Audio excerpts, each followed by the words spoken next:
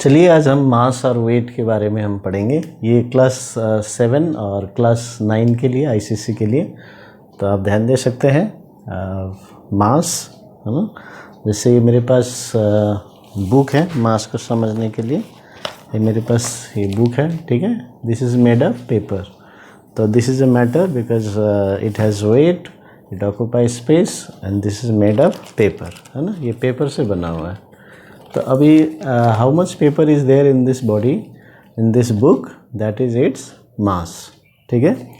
तो कितना मास, कितना मैटर है इसमें, ठीक है ना, ये बुक में। जैसे ये प्लास्टिक से बना है, तो how much plastic is used to make this pen, है ना। तो ये एक हो गया। अभी जैसे दिस इज़ ग्लास, अभी how much glass is used for making this glass, तो ये इसका द मास, ठीक है। सो मास इज द, तो पहला पॉइंट हमको समझ में आ गया, definition. Mass is the quantity of matter contain in a body. तो जो मैटर से वो बना हुआ है वो कितना है, उसका क्वांटिटी कितना है, उसको मेजर करते हैं तो हमको मास मिल जाता है, ठीक है। तो अभी जैसे ये बोलेंगे 500 ग्राम है या 1 kg है, तो वो हो गया इसका मास, ठीक है। ओके अभी नेक्स्ट इसका करेस्पॉन्डिंग वेट हम बोलेंगे। तो वेट को समझने के लिए अभी जैसे ये बुक है मेरे हाथ में है, ठीक है। अभी मैं इसको, if I leave this book, है ना, मैं इसको छोड़ दूंगा तो ये नीचे गिर जा रहा है ना। तो वाई इज़ इट फॉलिंग, मैं पूछूंगा तो आप बोलेंगे ग्रेविटी लग रहा है ना। बिल्कुल सही है। तो ग्रेविटी ना, what is gravity, it is a force due to the earth. तो कोई भी दो मास रहते हैं, कोई भी बॉडीज़ रहते हैं यूनिवर्स में, तो एक दूसरे को अट्रैक्ट करते हैं, तो उसको बोलते हैं ग्रेविटेशनल फोर्स। तो ऐसे ही earth is also attracting this body, तो ग्रेविटी इज़ अ फोर्स।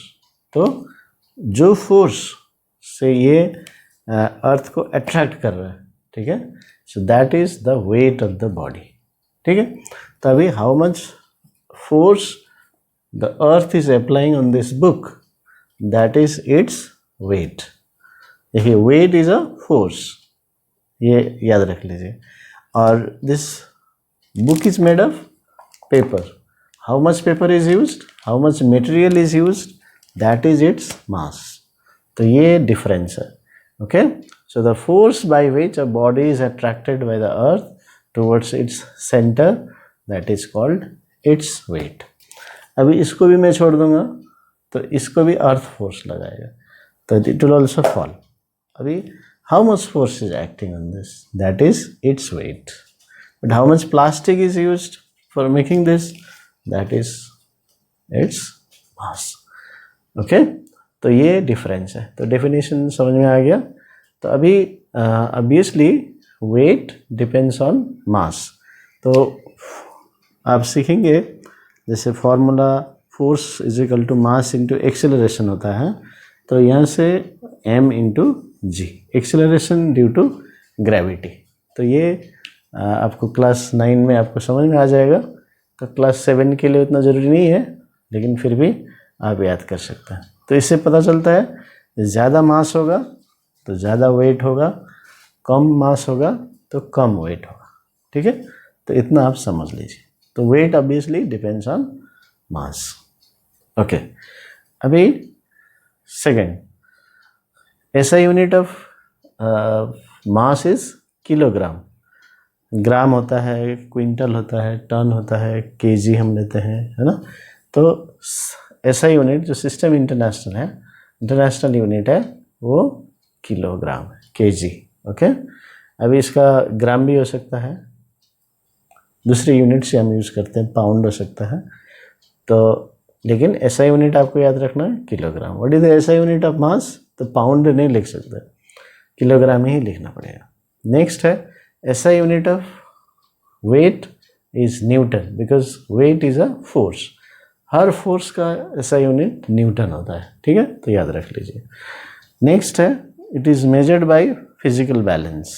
तो आपको मालूम है पेन बैलेंस बोलते हैं, तो वो फिजिकल बैलेंस से मेजरमेंट करता है।